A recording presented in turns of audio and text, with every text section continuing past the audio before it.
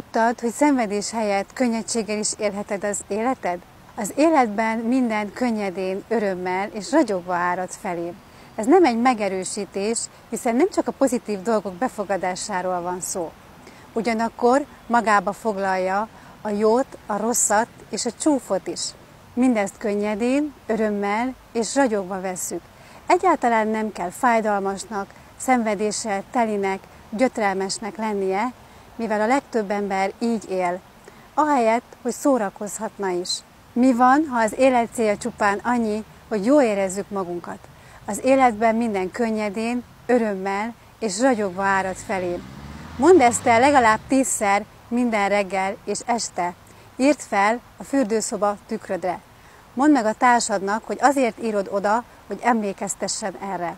Ezáltal a társad is változni fog, mivel kénytelen ránézni a tükörre.